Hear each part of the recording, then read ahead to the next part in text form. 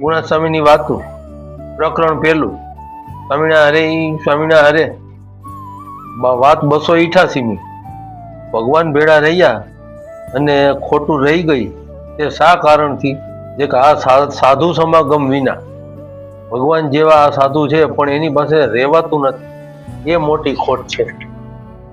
હવે તો મહારાજ સાધુ દ્વારા દર્શન આપે છે ને વાતું કરે છે ને વળી મૂર્તિ દ્વારા દર્શન આપે છે.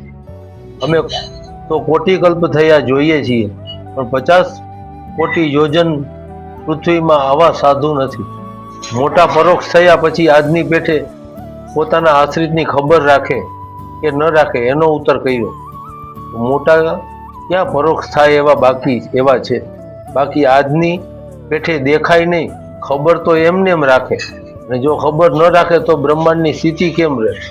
સહેજાન સ્વામી મહારાજની